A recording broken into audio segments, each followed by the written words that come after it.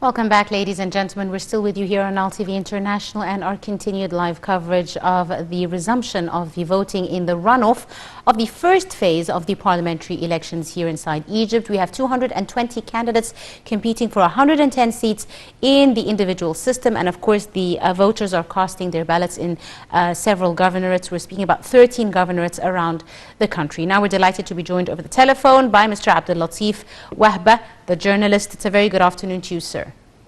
Good morning. How are you? Thank you very much for joining us, Mr. Abdellatif. Now, Egyptians in 13 governorates are voting for the last and final day, the parliamentary elections, to choose their representatives. How have you seen the whole process so far until this last phase of the voting? As you see, according to the report, the cabinet and the government received from the provinces where the parliamentary elections happened. It goes till now in a safe stability, with also a rush from the people to choose their members in the turn off of the second phase. In the second phase of the first round. Yes. I think till now, according to these reports, it goes in a safely way and in peace and so on. Yes. Now let's talk a bit about the parliamentary elections. Do you have any observations about the different demographics of the voters? Are we seeing more women taking part, more members of the youth population taking part than generally used to happen before?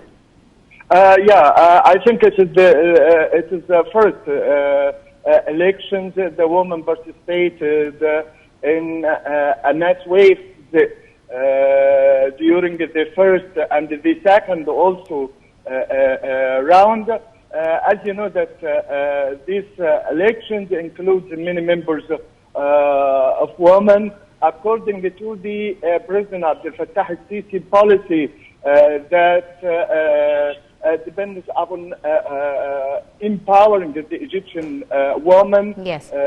In all fields, especially in the political field. Sphere, yes. After they empowered the Egyptian woman in economic side. Also, as you know that we have many women in cabinet for the first time in Egypt. Over than 6 or 7 women. This is, of course, encourage the women, the Egyptian women, and to participate in the elections. We have also the High Council of the National High Council for Women that supported the Egyptian women. Especially who participated as a candidate in the Egyptian elections. Yes, indeed. Now let's talk a bit about the organization of the voting process as a whole. In your opinion, Mr. Abdellatif, with regards to the applied precautionary measures in light of the COVID-19 pandemic. Yeah, of course, there is a more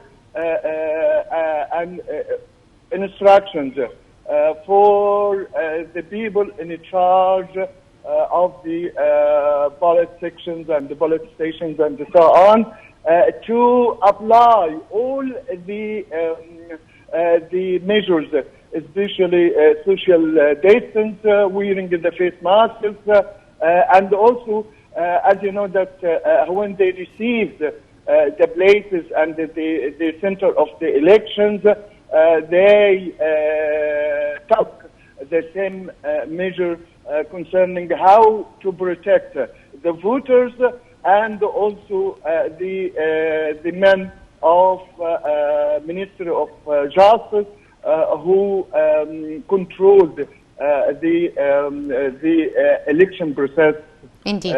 in the Egyptian centers. Yes. One final question, Mr. Abdellatif. The vote is being carried out, of course, under full judiciary supervision, and we are seeing lots of security measures and the presence of security personnel at all polling stations around the country. How do you see this important supervision of these two parties? Of course, as you know, that especially in the first and the second round, we didn't hear about any violations from the candidates, from yes. the voters, and at the same time we have international observers yes. from the Arab League, from the European Union, from other countries, Arab countries, and so on. They recorded in the last previous rounds, the first and the second round, they recorded a positive situation for the Egyptian democracy. Yes, absolutely. Mr. Abdellatif Wahba are the journalist and our guest. Thank you very, very much, sir, for joining us and for your insight. Of course, and ladies and gentlemen, we'll be right back after the short break to continue our live coverage here on Now TV International, so do stay tuned.